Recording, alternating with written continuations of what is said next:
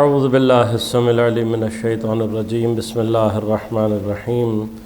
الحمدللہ رب العالمین والصلاة والسلام علی رسولہ الکریم و اہل بیتہ الطیبین الطاہرین لا سیما بقیت اللہ فی الارضین روحی و ارواح العالمین لتراب مقدمہ الفدا ولعنۃ اللہ علی اعدائہ اجمعین اما بعد قال اللہ تعالی فی کتابہ الکریم بسم اللہ الرحمن الرحیم لا اقسم بیوم القیامہ ولا اقسم بالنفس اللوامہ ایحسب الانسان ان لن نجمع عظامہ بلا قادرین علی ان نسوی بنانہ بل یرید الانسان لیفجر امامہ یسأل ایان یوم القیامہ صدق اللہ العلی العظیم۔ درود بھیجے گا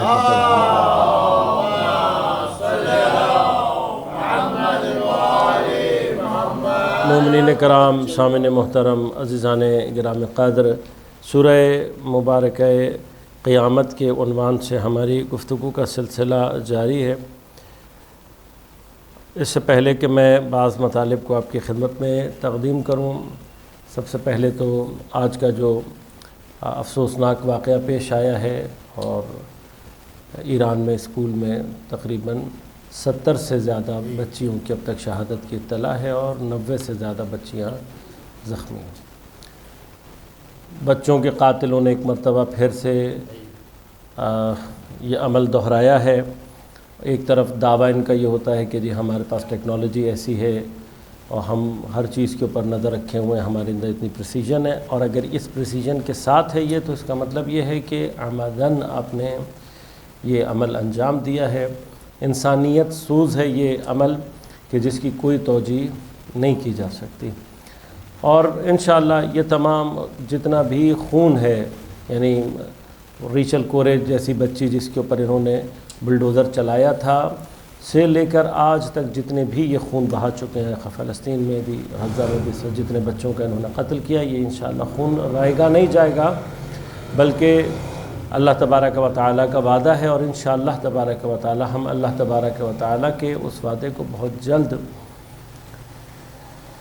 محقق ہوتا ہوا دیکھیں گے کہ جو اللہ تبارک و تعالیٰ نے مومنین سے کیا ہے، شاید ہی دنیا میں مومنین کی کسی جماعت کا اتنا طولانی، اتنا سخت امتحان لیا گیا ہو۔ یعنی مثلا حضرت موسیٰ کی قوم کے اوپر فرعون کا عذاب تھا، لیکن وہ قوم مقاومت کے مرحلے میں نہیں تھی، اور جب انہوں نے مثلا مل کر استغاثہ کیا یا ہلکی سی بھی مقاومت کو دکھایا تو اللہ تبارک و تعالیٰ نے حضرت موسیٰ کے ذریعے سے ان کی مشکل کو حل کیا۔ اس قوم نے 47 سال سے جس مقاومت کا مظاہرہ کیا ہے، حق ہے کہ پروردگار عالم اس قوم کی مدد کو، کہ جس کا وعدہ اس نے خود کیا ہے کہ ہمارے اپنے اوپر حقاً علینا، پروردگار فرماتا ہے ہمارے اوپر حق ہے، یعنی واجب ہے پروردگار پر کہ وہ مدد کرے۔ تو انشاءاللہ تبارک و تعالی ہم بہت جلد دیکھیں گے کہ پروردگار عالم ان فرعونوں کو، بلکہ فرعونوں سے بھی زیادہ پستر ہیں، ابھی جو ایپسٹین فائل میں ان کا مکروہ اور حقیقی چہرہ دنیا کے سامنے آیا ہے، ان تمام چیزوں کے واضح اور آشکار ہو جانے کے باوجود بھی اگر کوئی ان کے اب بھی ساتھ ہے تو وہ پروردگار عالم کی جانب سے اتمام حجت کے مرحلے میں ہے کہ وہ پروردگار کو صرف یہ ثابت کر رہے ہیں کہ ہم منافق ہیں، ہم کفار کا ساتھ دینے والے ہیں، کہ انشاءاللہ یہ مہلت کے جس کا اللہ نے وعدہ کیا ہے کہ ختم ہوگی، تو پھر کسی سے اس کی کوئی عذر خواہی قبول نہیں کی جائے گی۔ اس دعا کے ساتھ کہ پروردگار جو بچیاں شہید ہوئی ہیں یا دیگر جو افراد شہید ہوئے ہیں ان کے لواحقین کو صبر عنایت کرے، اور جو افراد زخمی ہوئے ہیں ان کو صحت کامل عاجل عنایت فرمائے، اور ان کے قاتلوں کو جلد از جلد واصل جہنم فرمائے۔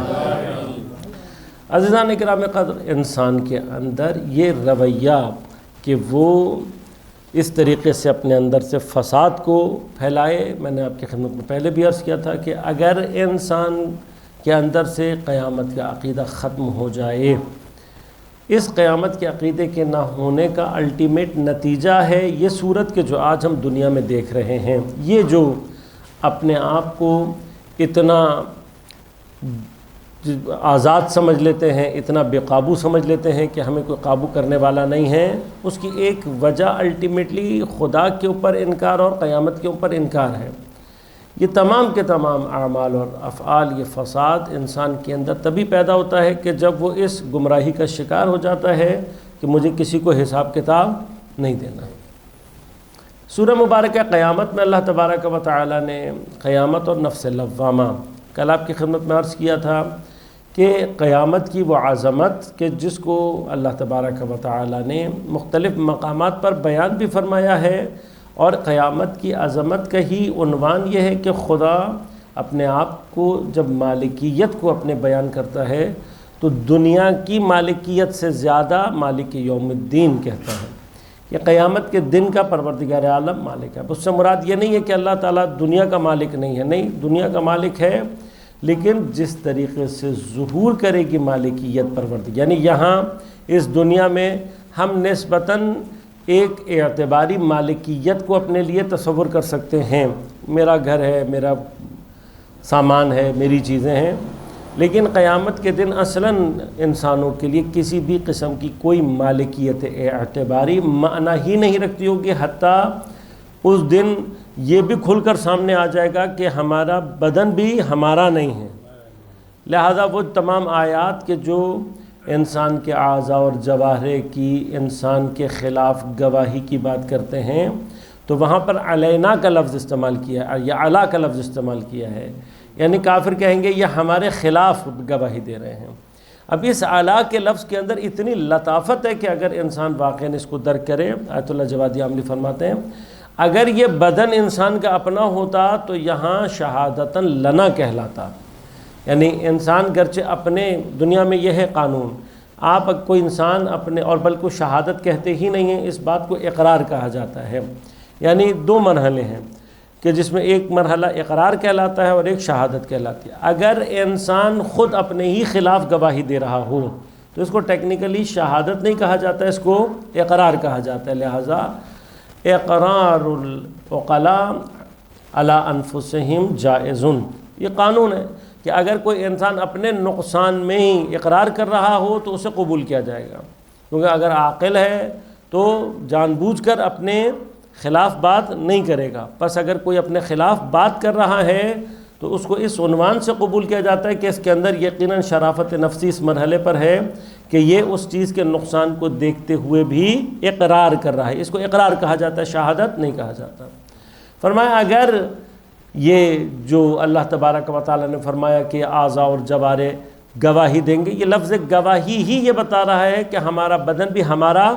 نہیں ہے، اور چونکہ اب ہمارا نہیں ہے لہٰذا وہاں پر ہمارا بدن ہمارے خلاف گواہی دے گا کہ پروردگار اس نے مجھے ان غلط کاموں میں استعمال کیا۔ لہذا اسی طرح سے کوئی بھی فرد ایسا نہیں ہوگا قیامت میں کہ جو حتیٰ پروردگار عالم کی اجازت کے بغیر حتیٰ کلام کر سکے۔ لہذا بعض مقامات پر مثال ایک بات ہے کہ بعض ایسی حکایات نقل ہوئی ہیں کہ جن میں مثلا اس طرح کے الفاظ ملتے ہیں کہ کسی کو جہنم کی طرف لے کر جایا جا رہا ہوگا اور وہ اللہ تبارک و تعالیٰ سے یہ کہے گا کہ پروردگار میں تو تیرے اوپر بڑا میرا گمان خوش تھا، میں تیرے بارے میں چونکہ حسن ظن رکھتا تھا کہ تیری رحمت بہت زیادہ ہے تو اس لیے میں نے گناہ کیا، تو فرمایا کہ اس کو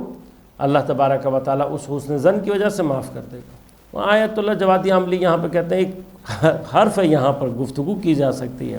کیوں؟ اس لیے کہ قیامت میں کسی کو بھی خدا کی اجازت کے بغیر بات کرنے، کلام کرنے کی اجازت نہیں ہے۔ بس وہ جو کفار کے بعض قول ملتے ہیں ہمیں کہ کفار یہ کہیں گے قرآن میں، یا ایسے کہیں گے یا لیتنی کنت ترابا وغیرہ، فرمایا حتیٰ یہ جملہ کہنے کے لیے بھی خدا اجازت دے گا تو وہ یہ بول سکیں گے کہ اے کاش جو ہے وہ میں مٹی ہوتا اور میں ہوتا ہی نہ کہ میں یہاں تک پہنچ پاتا۔ وہ جتنے بھی ہیں کہ کافر یہ کہے گا، کافر وہ کہے گا، یا ایک دوسرے سے یہ بات کریں گے، حتیٰ فرمایا کہ وہ بھی پروردگار عالم کی اذن کے اور اجازت کے بغیر نہیں ہے۔ لہذا قیامت کی وہ عظمت، اس قیامت کی قسم کھانے کے بعد اللہ تبارک و تعالی انسان کے نفس لوامہ کی قسم کھاتا ہے۔ وہ نفس لوامہ اور قیامت کے اندر جو کمپیریزن یا کمپیٹیبلٹی کہہ لیں وہ یہ ہے کہ کیوں ان دونوں کی قسم کھائی، کیا مشارکت ہے ان میں معنی کے یا کسی بھی اعتبار سے، تو فرمائیں کہ خود نفس لوامہ انسان کے اپنے وجود کے اندر قیامت کی تجلیوں اور قیامت کی نشانیوں میں سے ایک نشانی ہے کہ یہ نفس لوامہ انسان کو مسلسل متوجہ کرتا رہتا ہے کہ کیا چیز اچھی اور کیا بری ہے۔ لہذا بعض علماء، اور البتہ اس کو تجربہ بھی کیا جا سکتا ہے، علماء فرماتے ہیں کہ کوئی بھی انسان ایسا نہیں ہے کہ جس کے اندر سے یہ نفس لوامہ ختم ہو جائے، ختم نہیں ہو سکتا، کتنا ہی انسان بدبخت کیوں نہ ہو جائے، کتنا ہی برا کیوں نہ ہو جائے، یہ اس کے اندر جو کیفیت لوامگی یہ ختم نہیں ہوتی۔ لہذا میں نے اشارہ کیا تھا کہ پھر جب یہ نفس لوامہ نے بہت تنگ کرتا ہے اور ان کو کوئی حل نظر نہیں آتا، تو پھر یہ اپنے آپ کو بے ہوشی اور نشے اور ان طرف چیزوں کی طرف لے کر جاتے ہیں تاکہ اس نفس لوامہ کی ملامت کی کیفیت سے اپنے آپ کو نجات دے سکیں۔ خوب، یہ اللہ تبارک و تعالی نے ان دونوں چیزوں کی قسم کھانے کے بعد فرمایا کہ احیحسب الانسان ان لن نجمع عظامہ، آیا انسان نے یہ گمان کر رکھا ہے، اس نے یہ سوچ رکھا ہے کہ ہم ہرگز اس کی ہڈیوں کو دوبارہ جمع نہیں کریں گے؟ فرمایا بلا قادرین علی ان نسوی بنانا، کہ بلکہ ہم اس چیز پر قادر ہیں کہ انسان کی جو پورے ہیں ان کو بھی دوبارہ اسی شکل میں لا سکتے ہیں۔ نسویہ دوبارہ مستوی کرنا، ایک بیلنس فارم میں لے کر آنا۔ بنان انگلیوں کی اس حصے کو کہتے ہیں کہ جس کو عام طور پر اردو میں پورے کہا جاتا ہے، کہ جس سے ہمارے اور آپ کا فنگر پرنٹ لیا جاتا ہے۔ یہ جو انسان کی انگلیوں کی پورے ہیں، پروردگار عالم ہڈیوں کے مقابلے میں ارشاد فرما رہا ہے کہ ہم حتیٰ اس پر بھی قادر ہیں کہ دوبارہ سے ان کی انگلیوں کے جو پرنٹس ہیں اس کو ریگین کریں۔ تو آپ جانتے ہیں کہ انسان کے بدن میں اس کی یہ فنگر پرنٹس عجائبات میں سے ایک عجوبہ ہے، یعنی وہ ان چیزوں میں سے ہے کہ جو واقعاً انسان کی عقل کو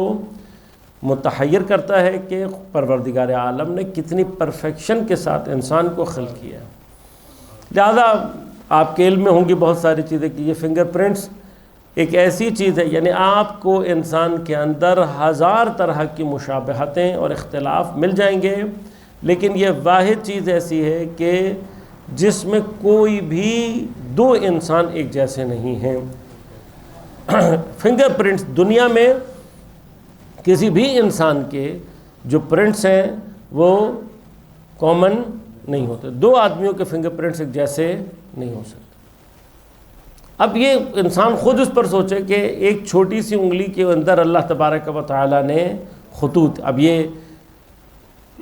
چند سو ہزار افراد کی بات نہیں ہے بلکہ اربوں افراد ہیں، اور اربوں افراد میں کوئی سے دو افراد کی، اور پھر مراد جو ہے وہ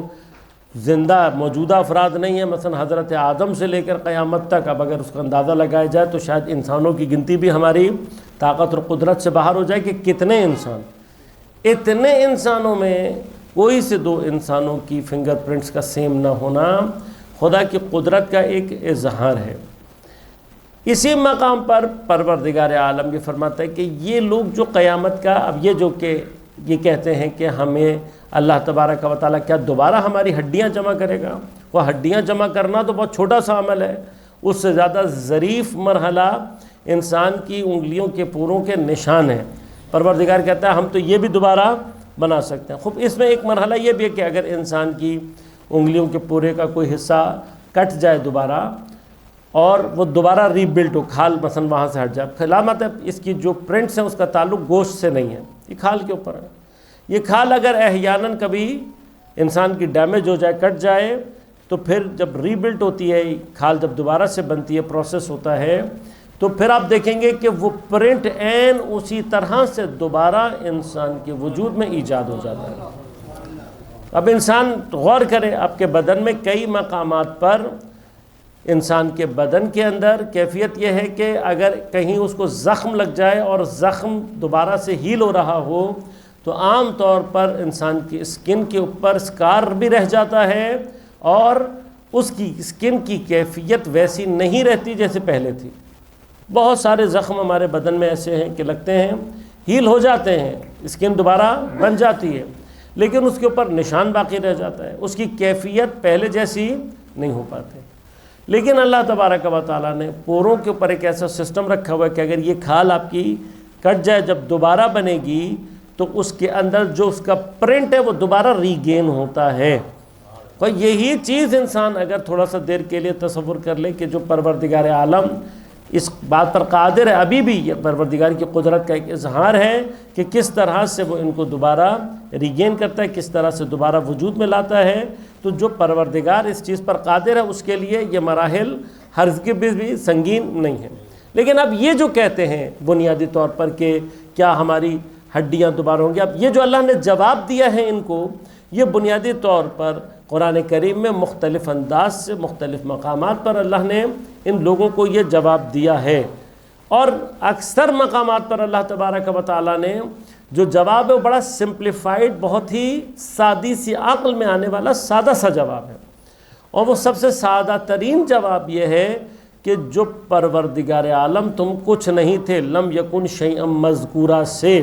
تمہیں اتنا پرفیکٹ خلق کر سکتا ہے، اس کے لیے تمہیں دوبارہ بنانا کوئی کام نہیں ہے۔ یہ بہت سادہ سی عقل میں آنے والی بات ہے کہ انسان خود بھی اس بات کی طرف متوجہ کہ کوئی چیز اگر ایک دفعہ بنا لی جائے اس کو دوبارہ بنانا کوئی خاص مشکل کام نہیں ہوتا۔ البتہ یہاں پر میں یہ عرض ضرور کروں گا کہ اس کا تعلق صرف بنانے والے کی کیفیت سے، مثلا کوئی اور شخص بنا لے اور کسی اور سے کہا جائے تو یہ ضروری نہیں ہے،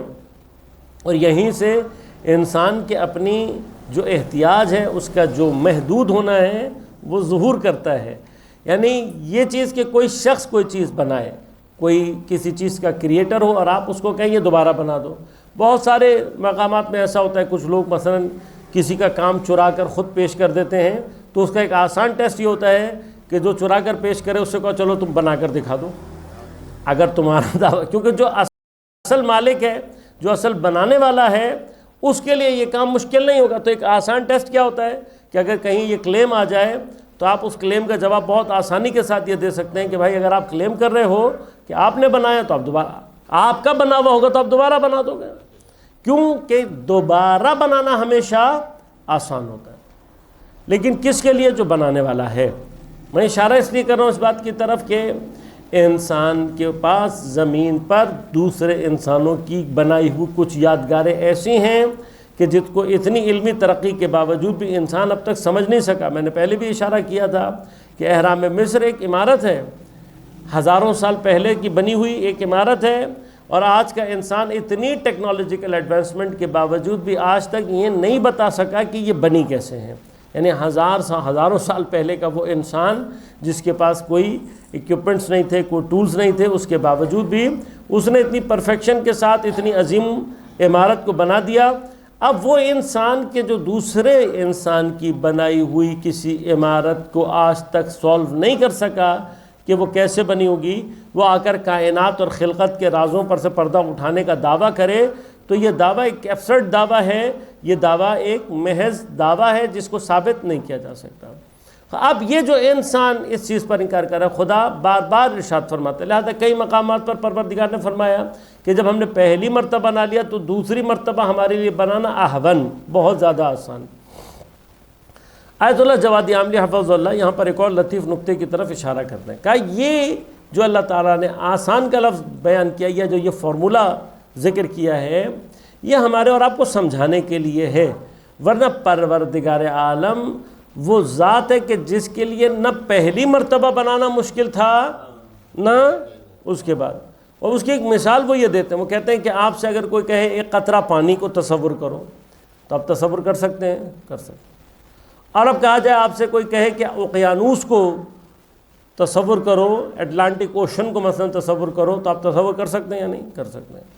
کہ ان دونوں تصوروں میں سے کون سا تصور آسان اور کون سا مشکل ہے؟ آپ کہیں گے نہیں، اصل مشکل نہیں ہے، تصور کرنے میں کوئی مشکل ہے؟ تصور کرنے میں کوئی مشکل، جس طرح سے میں نے قطرے کو تصور کیا اسی طرح سے میں نے اوشن کو تصور کیا، یعنی میرے لیے نہ قطرے کو تصور کرنے میں کوئی آسانی ہے نہ اوشن کو تصور کرنے میں کوئی مشکل ہے۔ فرمایا کہ پروردگار عالم کا ارادہ ہی اس کا عمل ہے، یعنی جس طرح سے ہم تصور کرتے ہیں پروردگار کے لیے اس کا ارادہ اسی طرح سے، تو اس کے لیے ایک قطرے کو خلق کرنا اور ایک اوقیانوس کو خلق کرنا دونوں اس کے لیے برابر ہے، یعنی یہ پوری کائنات خلق کرنا پروردگار عالم کے لیے کہیں پر بھی اس میں کوئی سنگینی کی کیفیت نہیں ہے، جس طرح سے وہ ایک قطرہ خلق کر سکتا ہے اتنی ہے۔ اسی لیے جب وہ فرماتا ہے کن فیکون تو اس کا معنی ہی یہ ہے کہ پروردگار عالم کے لیے اس کا ارادہ کر لینا ہی کفایت ہے کہ کوئی چیز اذا اراد اللہ شیئا یکون لہ کن۔ اب کہا یہ جو یکون لہ کن، خدا کو لفظ کی ضرورت نہیں ہے، یہ جو آپ کو سمجھایا گیا وہ بھی اس مرحلے پر ہے کہ وہ کہتا ہے ہو جا، یعنی کیا ارادہ اس کا متحقق ہونے کے لیے کسی بھی چیز کا محتاج نہیں ہے، لہذا جو اس منزل پر ہو اس کے لیے آسانی اور مشکل یہ معنی پروردگار کے لیے رکھتے ہی نہیں ہے اپنی حقیقت۔ لیکن جب وہ ہمیں اور آپ کو سمجھانا چاہتا ہے تو ایک معقول طریقہ یہ ہے کہ وہ چیز جو کم از کم ہماری عقل میں فوراً آ جانی چاہیے کہ جو پروردگار پہلی مرتبہ لم یکن شیئا مذکورا، نتھنگنیس سے، کچھ نہیں سے اتنی زبردست چیزیں خلق کر سکتا ہے، اس کے لیے دوبارہ خلق کرنا کوئی مشکل کام نہیں ہے۔ کہ پس معنی یہ ہے کہ ان تمام افراد کا قیامت کا جو انکار ہے وہ بنیادی طور پر ایک بے جا آزادی کاذب، ایک جھوٹی آزادی کو اپنے لیے ایجاد کرنا ہے۔ ہم اس کو جھوٹی آزادی کیوں کہہ رہے ہیں؟ یہ جھوٹی آزادی تقریباً یوں سمجھ لیجئے کیسے کہ کوئی بچے مثلا اسکول میں داخل ہوں اور ان میں سے بعض باقیوں کو یہ کہتے ہوئے نظر آئیں کہ اتنی یار ٹینشن کیوں لے رہے ہو، اس سال امتحان نہیں ہونا۔ وہ تمہیں کس نے کہا نہیں ہونا؟ جب داخل ہوئے، ٹیچرز پڑھا رہے ہیں، سب کچھ ہو رہا ہے تو عقلی طور پر امتحان ہونا ہے۔ یہ جو تم کہہ رہے ہو کہ اس سال امتحان نہیں ہونا، یہ کہاں سے لائے ہو؟ اب یہ کیا ہے؟ بنیادی طور پر یہ بچوں کی ایک کاذب، ایک فیلسی ہوتی ہے کہ جو کچھ دیر کے لیے اپنے آپ کو اس آزادی کے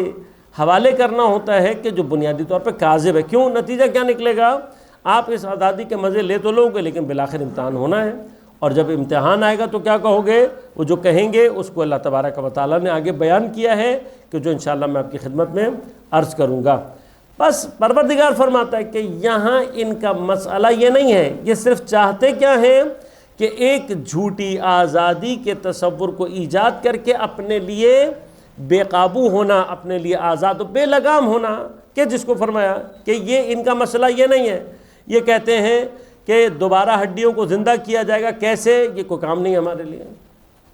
ہمارے لیے یہ کوئی کام نہیں ہے، بلکہ کیا ہے؟ بل یرید الانسان لیفجر امامہ۔ مسئلہ اس کا یہ نہیں ہے کہ اس کو قیامت کے ساتھ کوئی مسئلہ ہے، قیامت اس کی سمجھ میں نہیں آ رہی، یا قیامت کی کوئی دلیل یا استدلال یہ اس کو سمجھ نہیں پا رہا، کہ اس کا پرابلم یہ نہیں ہے۔ اللہ تبارک و تعالیٰ خود کیا فرما رہا ہے؟ بل یرید الانسان لیفجر امامہ، وہ چاہتا یہ ہے کہ اس کے جو امام کہتے ہیں سامنے، کہ اس کا جو سامنے، اس کے جو یعنی سامنے کا راستہ ہے، یفجرہ یہ کھلا رہے۔ فجر جس طرح سے دن کے کھلنے کی کیفیت ہے اس بنا پر، یعنی پاؤں پھوٹنا جس کو کہتے ہیں، یعنی کسی چیز کا کھل جانا، جس طرح سے انفجار اسی سے نکلا ہے کہ انفجار میں یعنی کچھ چیز کا ایبرپٹ ہو کے کھل جانا، انفجار کے یعنی اچانک سے کھل جانا، جس کو دھماکہ کہتے ہیں ہمارے ہاں، عربی میں اس کو انفجار کہتے ہیں۔ انفجار یعنی کسی چیز کا اچانک سے کھل جانا۔ فجرہ کا جو اصل مادہ ہے وہ کھلنے کے معنی میں ہے۔ فجور کو فجور اس لیے کہتے ہیں کہ انسان وہ چیز جو اللہ تعالیٰ نے اس کے اوپر حرام یعنی کیا بند کر دی ہے، انسان اس پابندی کو اپنے لیے ختم کرے، اس کا معنی یعنی اس چیز کو، اس راستے کو جس کو اللہ نے اس کے لیے بند کیا ہے، جب اس کو اپنے لیے کھول دیتا ہے، لہذا فجور کی کیفیت میں، فجور کے معنی میں یہی بے لگام ہونا، بے قابو ہونا، آزادی کاذب کو انٹرٹین کرنا ہے۔ لیفجر امامہ، کیا چاہتا ہے انسان؟ کہ اس کا راستہ، اس کا سامنا کھلا رہے، یعنی اس کو کوئی روکنے والا نہ ہو، اور وہ جو دل چاہے اس کا وہ کرتا پھرے۔ اب جیسے میں نے ابتدا میں عرض کیا آپ کی خدمت میں کہ جن کو قیامت کا خوف نہیں ہوتا یا جو قیامت کا انکار کر رہے ہوتے ہیں، اس کی ایک ریزن کیا ہے؟ ایک ریزن یہ ہے کہ یہ چاہتے ہیں کہ بس ہمارا راستہ کھول دیا جائے اور ہم جو کچھ بھی خباثت اور فسق و فجور ہے وہ ہم انجام دیں، کہ جس کا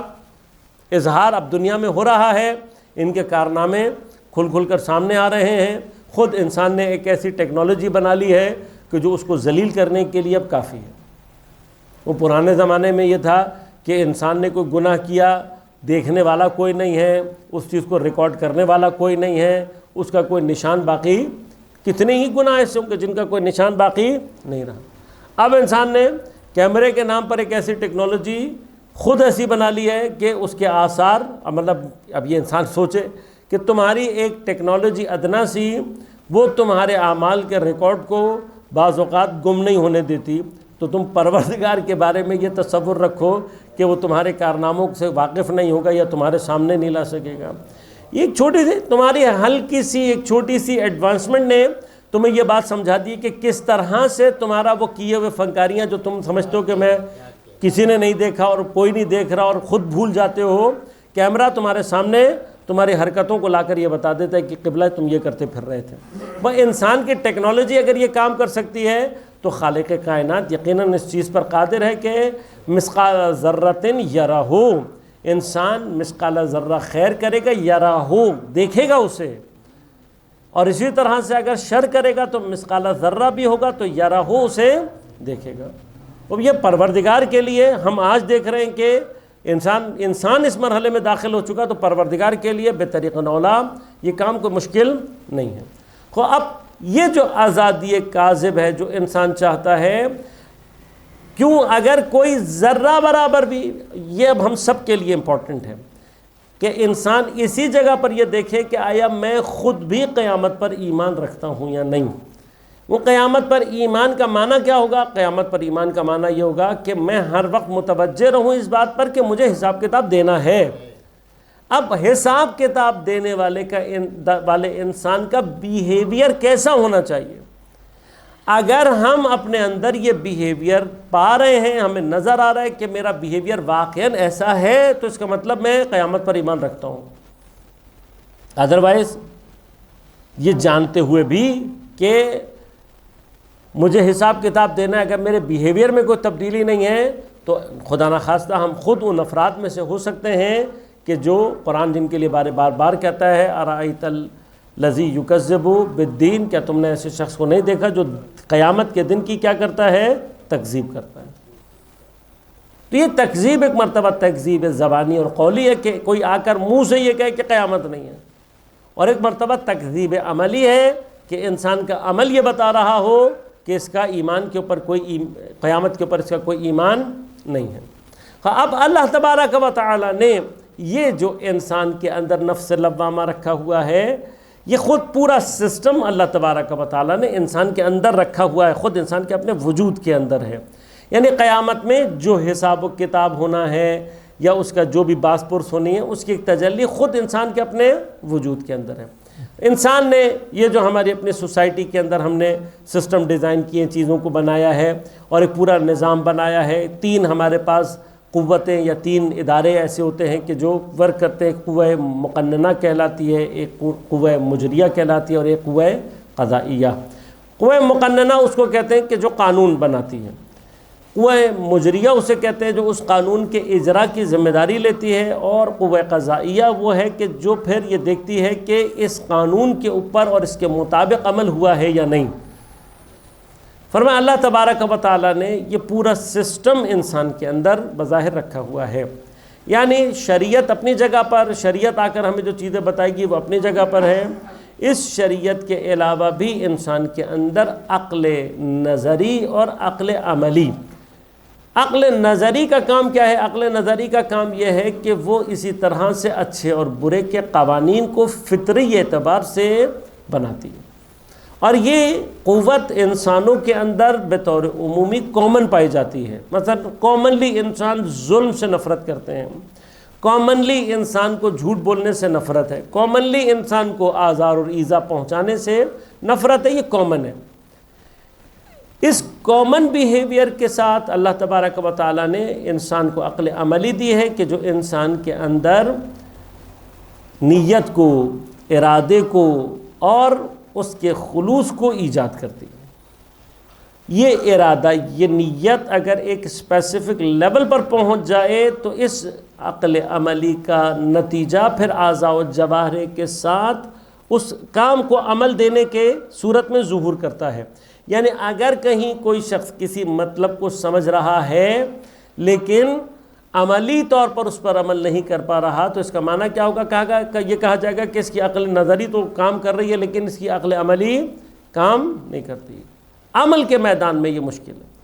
آیت اللہ جواد عملی فرماتے کہ ان لوگوں کے بارے میں قرآن بنیادی طور پر یہ فرما رہا ہے کہ ان کا اصل مسئلہ عقل نظری کا اور شبہات کا نہیں ہے، یہ شبہ علمی کا شکار نہیں ہے، بلکہ شہوت عملی کا شکار ہے کہ یہ شہوت ان کو قیامت کے انکار کی طرف لے کر جاتی ہے کہ قیامت کے انکار کے نتیجے میں اس شہوت کو بے لگام ہونے کا موقع فراہم آتا ہے۔ اب اس بنا پر کہ یہ انسان کو جو اللہ تبارک و تعالیٰ نے اعضاء و جوارح دیے، ان میں مختلف اعضاء و جوارح کی مختلف ڈیوٹی ہیں۔ مثلا ہمارے کان، ہمارے آنکھیں، ان کا کام کیا ہے؟ چیزوں کو شناخت کرنا۔ اس شناخت سے آگے ان کا کام نہیں ہے، ان کی ڈیوٹی نہیں ہے۔ شناخت کے بعد اس چیز کو جس کو دیکھا گیا اس کی نسبت عمل کا جو تعلق ہے وہ اعضاء اور جوارح سے۔ اب مثلا انسان بچھو دیکھ لے، سانپ دیکھ لے، اب دیکھنے کے بعد آنکھوں کا کام نہیں ہے بھاگنا، یہ آنکھوں کی ذمہ داری نہیں ہے۔ آنکھوں کی ذمہ داری کیا ہے؟ آنکھوں کی ذمہ داری یہ ہے کہ وہ بچھو کو دیکھ کر ڈیٹیکٹ کر کے ہاتھوں اور پاؤں کو یہ بتائے کہ بچھو ہے اور یہ ضرر پہنچا سکتا ہے، یہاں سے فرار کرو۔ لیکن آنکھ تو فرار نہیں کرے گی نا، آنکھ کا کام بھی نہیں ہے۔ فرار کس نے کرنا ہے؟ فرار پیروں نے کرنا ہے، یہ پیروں کا کام ہے۔ بس وہاں جو عقل نظری میں خطرہ آ گیا، نظر اور خطرے کا اعلان ہو گیا کہ یہ خطرہ ہے، تو اب عقل عملی کا کام کیا ہے کہ اس کو فرار کرائے۔ کہ اسی بنا پر ہم عام طور پر انسانوں کو 4 طرح کے افراد کے اندر ڈیوائیڈ کرتے ہیں۔ یعنی کچھ افراد وہ ہیں کہ جن کو کہا گیا کہ یہ عالم بے عمل ہیں، کچھ ہیں جن کو مقدس بے بصیرت کہا گیا، کچھ افراد ہیں جن کو جاہل متحتق کہا گیا، اور کچھ لوگ ہیں جو کہ عالم عادل ہیں۔ اگر وہ آدمی کہ جس کی آنکھ عقرب کو، سانپ کو، بچھو کو دیکھ تو لے لیکن دیکھنے کے باوجود بھی یہ فرار نہ کرے، فرمایا کہ یہ عالم بے عمل ہے۔ کوئی عالم بے عمل، اس کے بارے میں اگر روایات میں جائیں گے تو ایک پورا جہان ہے گفتگو کا، لیکن کم ترین گفتگو یہ ہے عالم بے عمل وہ افراد ہوں گے کہ جن کے عذاب کی بو سے باقی جہنمی عذاب میں مبتلا ہو رہے ہوں گے، لہٰذا وہ اللہ تبارک و تعالیٰ سے اس بات کی شکایت کریں گے کہ اس بدبخت کو یہاں سے اٹھا کر کہیں اور لے کر جاؤ کہ اس کے اوپر جو عذاب ہو رہا ہے، یعنی اس قدر بو ہوگی اس کے اس عذاب میں کہ حتیٰ اس کی بو سے باقی جہنمیوں کو بھی مزید عذاب مل رہا ہوگا۔ یہ عالم بے عمل۔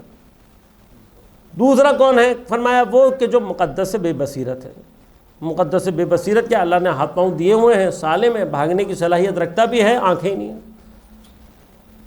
تو کبھی یہاں ٹکراتا ہے کبھی وہاں ٹکراتا ہے ہی نہیں، تو کیا ہوگا؟ خود اپنے آپ کو لے کر بچھو کی خدمت میں پہنچ جاتا ہے کہ مجھے کاٹ لو۔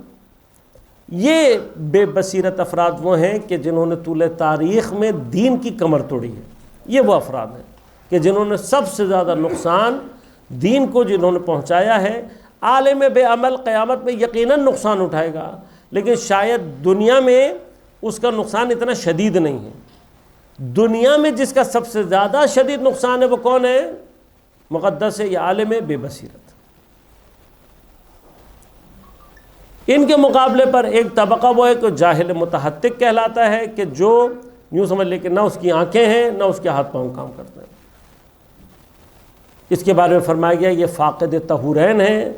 اصلاً نہ اس کی عقل صحیح سے کام کرتی ہے اور نہ عمل کی دنیا میں یہ کہیں پہنچ پاتی۔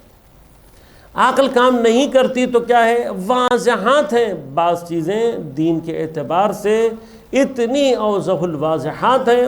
کہ انسان بہت ہی ابتدائی عقل سے ان کو درک کر سکتا ہے۔ یہ وہ لوگ ہیں کہ جو بعض اوقات جب اللہ تبارک و تعالیٰ ان پر مشکل وقت لے کر آتا ہے تو مخلصین لہ الدین، خدا کو پکار بھی رہے ہوتے ہیں،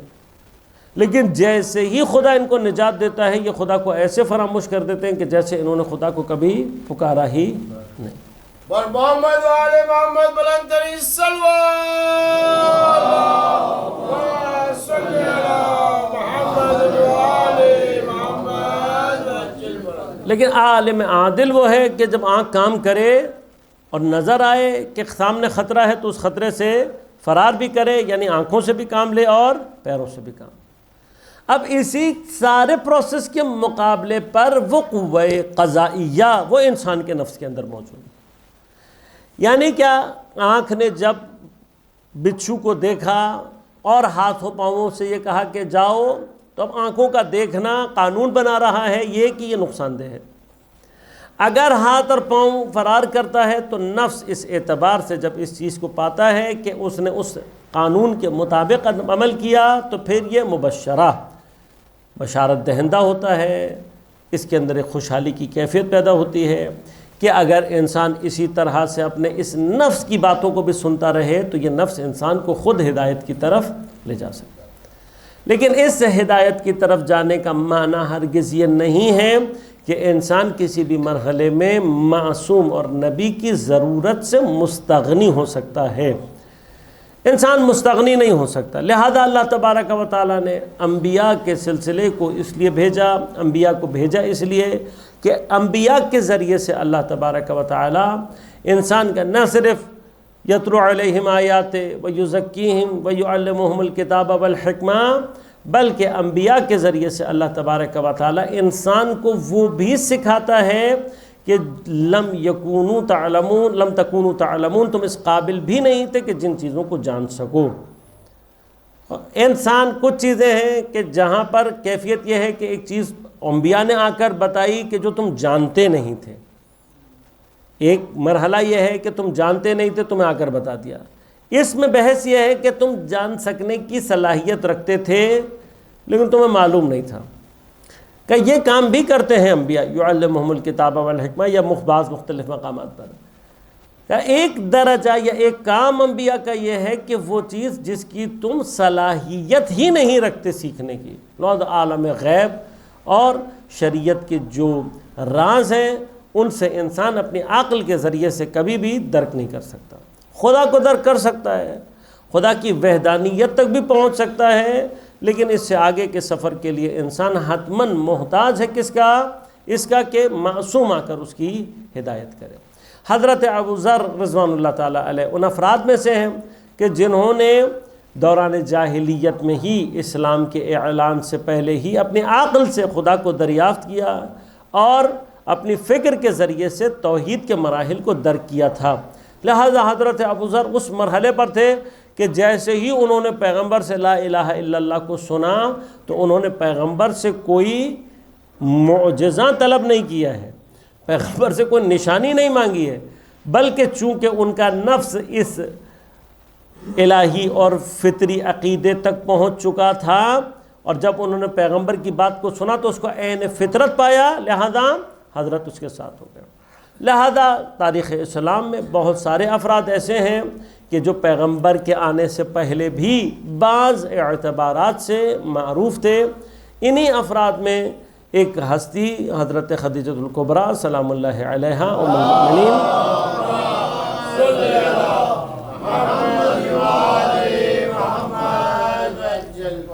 کہ آج کا دن حضرت کے سوگواری کا دن ہے، اس اعتبار سے کہ آج کے دن حضرت کی وفات و شہادت واقع ہوئی ہے۔ حضرت خدیجہ الکبریٰ سلام اللہ علیہا ان شخصیات میں سے ہیں کہ جن کے لیے تاریخ نے نہ صرف عبادت، توحید اور ان تمام چیزوں کو ذکر کیا ہے، بلکہ آپ کی نسبت جو روایات بیان ہوئی ہیں، تاریخ میں جو چیزیں ذکر کی گئی ہیں، ان میں بعض ایسے اشارے بھی ملتے ہیں کہ جو یہ ثابت کرتے ہیں کہ حضرت خدیجہ الکبریٰ سلام اللہ علیہا معصومین میں سے تعلق رکھتی ہیں۔ اللہ تبارک و تعالیٰ نے جس طرح سے مردوں میں نبوت اور امامت کو قرار دیا، خواتین میں معصوم خواتین کے لیے جو مرتبہ اللہ تبارک و تعالیٰ نے قرار دیا وہ سیدۃ النساء ہے، اور پیغمبر کی واضح حدیث کے جن میں سے بعض احادیث کو حتیٰ صحیح بخاری نے نقل کیا ہے۔ صحیح بخاری نے چند ایک روایات کے جو حضرت امیر سے نقل کی ہیں، ان میں سے ایک روایت حضرت خدیجۃ الکبریٰ سلام اللہ علیہا کے بارے میں نقل کی ہے۔ روایت میں یعنی وہ بہت صحیح بخاری نے حضرت امیر علیہ السلام سے بہت ہی کم احادیث کو نقل کیا ہے۔ ان احادیث میں کہ جو بخاری صاحب نے بہرحال حضرت امیر علیہ السلام سے نقل کیا ہے، ان میں سے ایک یہ ہے کہ حضرت امیر فرماتے ہیں کہ نبی اکرم صلی اللہ علیہ وآلہ وسلم نے فرمایا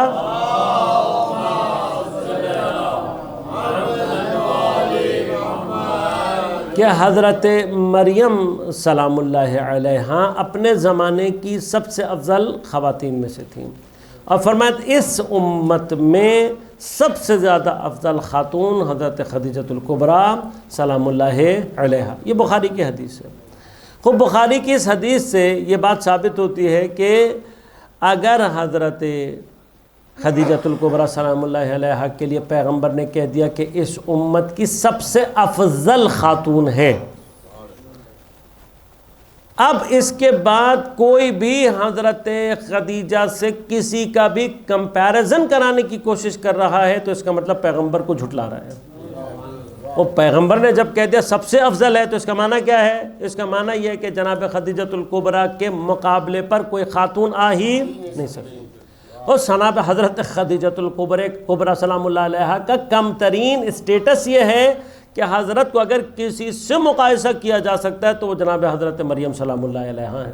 حضرت مریم کا عصمت اور مقام عصمت جس طرح سے ثابت ہے، اسی طرح سے حضرت خدیجۃ الکبریٰ سلام اللہ علیہا کے لیے حضرت خدیجۃ الکبریٰ اور حضرت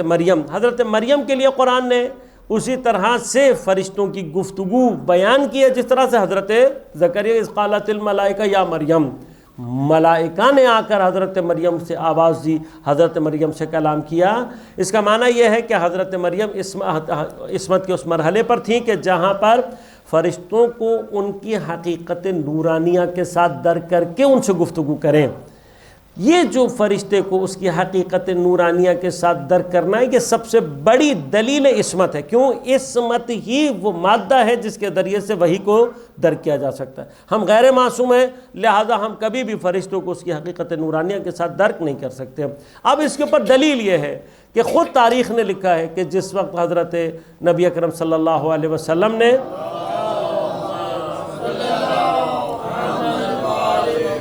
شام کے تجارتی قافلے کے واپس آنے کی اطلاع ملی تو حضرت اپنی مثلا گھر کی جو بالکنی ہے اس میں پہنچی ہیں،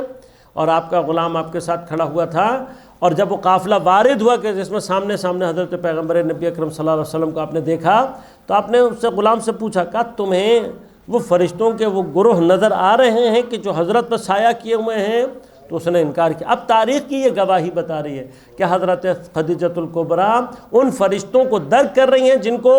ان کا غلام درک نہیں کر رہا۔ یہ اس بات کے لیے کافی ہے کہ اس سے یہ ثابت ہو کہ حضرت خدیجۃ الکبریٰ سلام اللہ علیہا مقام عصمت رکھتی تھیں، اپنے زمانے کی سیدہ بھی تھیں اور معصومہ بھی تھیں، اور حضرت نبی اکرم کا حضرت خدیجہ کے ہوتے ہوئے کسی دوسری خاتون سے ازدواج نہ کرنا اس بات کی سب سے بڑی دلیل ہے کہ کائنات میں خاتمیت کا اگر کوئی کف ہو سکتا تھا تو وہ حضرت خدیجۃ الکبریٰ۔ اب خاتمیت کا کف جب خاتمیت سے ملتا ہے تو یہ عصمت کے وہ دو بحر ہیں کہ مرج البحرین، اور جس کے نتیجے میں جو نتیجہ حاصل ہوتا ہے، اس کا جو نتیجہ ہے پھر وہ خاتون ہے کہ جو بیضعۃ النبی بھی ہے اور سیدۃ النساء العالمین ہے، کہ اس دنیا کی بھی سیدہ ہے اور اس دنیا کی بھی سیدہ ہے۔ اس دعا کے ساتھ کہ پروردگار بحق حضرت خدیجۃ الکبریٰ سلام اللہ علیہا ہماری اس تمام عبادات کو اپنی بارگاہ میں قبول فرما، اور کوئی ہماری عبادت اس قابل ہوئی ہو تو پروردگار اس کے ثواب کو محضر حضرت خدیجۃ الکبریٰ سلام اللہ علیہا میں ہماری جانب سے بطور ہدیہ ارسال فرما۔ بار الہا تجھے واسطہ ہے حضرت خدیجۃ الکبریٰ سلام اللہ علیہا کی عظمت کا کہ جس کو یاد کر کے پیغمبر نے اپنی ساری زندگی گریہ کیا۔ عاشق حضرت رسول اکرم ہم وسیلہ بناتے ہیں ذات گرامی حضرت خدیجۃ الکبریٰ کو تیری بارگاہ میں کہ بار الہ جس خاتون نے اس دین کے قیام کے لیے اپنا سب کچھ قربان کیا، آج مقاومت کو حضرت خدیجۃ الکبریٰ سلام اللہ علیہا کی سفارش کی ضرورت ہے۔ بار الہ ہم حضرت کو وسیلہ بناتے ہیں، مقاومت اسلامیہ کو نصرت و کامیابی عنایت فرما، اور اس مقاومت کا جو اصل ہدف ہے ظہور امام زمان، اس میں تعجیل فرما، حضرت کے ظہور کے ذریعے سے دنیا سے ظلم اور استبداد کا خاتمہ فرما، عدل اور عدالت کو قائم فرما، رہبر انقلاب اسلامی کی حفاظت فرما، اور ان کے جتنے بھی دشمن ہیں بار الہ سب کو ذلت و خواری کے ساتھ ناکام فرما، نیست و نابود فرما، بار الہ بحق زہرا و ابیہا و بعلہا و بنیہا۔ جتنے خائنین اس وقت ان کا ساتھ دے رہے ہیں، اس وقت عالم اسلام میں یہ مرحلہ سب سے زیادہ اس چیز کا تقاضا کرتا ہے کہ ہم بیداری کا مظاہرہ کرتے ہوئے اس وقت صرف یہ دیکھیں کہ کون حق کے ساتھ ہے اور کون حق کے خلاف ہے۔ جو اس وقت اتنے دعوے کیے جاتے تھے، اتنی باتیں کی جاتی تھیں، آج بڑے بڑے اسلام کے دعوے دار امریکہ اور اسرائیل کی حمایت کا اعلان کر چکے ہیں۔ اس کے بعد بھی اب اگر کوئی ان منافقوں کو پہچاننے میں اشتباہ کر رہا ہے تو پھر جیسے قرآن نے ان کے لیے کہا کہ یہ کام اس لیے نہیں کر رہے کہ ان کو حق و باطل سمجھ میں نہیں آ رہا، بلکہ یہ منافقان اپنی وہ جو ان کو پیسے ملے ہوئے اس کا حق ادا کرنے کی کوشش کر رہے ہیں۔ جو بھی اس وقت نہیں ہے متوجہ اور نہیں اپنے آپ کو صحیح کرتا تو انشاءاللہ اس کے لیے اس سے زیادہ اتمام حجت کا مرحلہ نہیں آئے گا۔ عزیزان، جو چیز اس وقت ہم اور آپ کے لیے سب سے زیادہ ضروری ہے البتہ سمجھنا وہ یہ ہے کہ ہم اور آپ کیا کردار ادا کر سکتے ہیں۔ ہمارے آپ کے کردار، ہمارا اور آپ کا کردار ضروری ہے، اس کو سمجھیں۔ یہ وہ مرحلہ ہے کہ جب ایک بڑی حرکت اپنے آپ کو انجام دے چکی ہے، اس چرخے میں ہم اور آپ کہیں پر بھی کچھ بھی کر پائے اور وہ چیز آ گئی اللہ کے نزدیک کام، کیونکہ اللہ نے تفریق یہ کی ہے کہ اس مرحلے سے پہلے لا ينفع نفسا ایمانها ان لم تکن آمنت من قبل او کسبت فی ایمانها خیرا۔ دو باتیں ہیں، ایک وہ طبقہ جو ایمان نہیں لایا، ظہور کے بعد ایمان لائے گا، اس کا ایمان اسے کوئی فائدہ نہیں دے۔ دوسرا طبقہ وہ ہے کہ جو ایمان لایا ہوا ہے مگر اپنے ایمان میں خیر کو کسب نہیں کرتا تو اس کا ایمان بھی اس کو کوئی فائدہ نہیں دے گا۔ اب ہم اور اگر آپ ایمان لانے والوں میں سے ہیں تب بھی ہمیں اپنے ایمان میں خیر کو کسب کرنا ہے۔ اب یہ خیر کو کسب کرنے کا راستہ، اس وقت آسان ترین راستہ کیا ہے؟ نظام کو مضبوط کرنا، نظام کی حمایت کرنا۔ ہم اور آپ جس لیول کی بھی حمایت کر سکتے ہیں، تو بس پہلی بات یاد رکھیے گا، کسی بھی عنوان سے، کسی بھی طرح سے نہ مایوس ہوں، نہ مایوسی کو پھیلنے دیں۔ ہوں گے حالات، ابھی آئیں گے سامنے، لیکن اللہ کی نصرت کا وعدہ حق ہے اور خدا اپنے وعدے کے خلاف نہیں کرتا، لیکن مومنین پر اس کیفیت کو طاری ضرور کرتا ہے کہ جس میں منافق اور مومن جدا ہوں۔ لہذا ہو سکتا ہے حالات سنگین ہوں، لیکن کسی بھی صورت میں مایوس نہیں ہونا، نہ اپنے اطراف میں مایوسی کو پھیلنے دیں۔ دوسرا کام جو کیا جا سکتا ہے وہ ہے نیگیٹو پروپیگنڈوں کا راستہ روکنا۔ تیسرا بیداری ہے، جہاں جہاں لوگوں کو بیدار کر سکتے ہیں، متوجہ کر سکتے ہیں، ان کو بیدار کریں۔ چوتھا اور اہم کام کیا ہے کہ جس طرح سے بھی ممکن ہے اس وقت نظام کی حمایت کریں۔ ان میں سے اگر ایک کام یہ ہو سکتا ہے، ہمارا ہر بچہ، جوان، مرد، خاتون سب مل کر ہر کوئی اپنے اپنے موبائل سے مثلا یہ ویڈیو بنا کر سوشل میڈیا پر ڈالیں کہ اس وقت حضرت امام زمان کو اور ان کے سپاہیوں کو ہماری مدد کی ضرورت ہے۔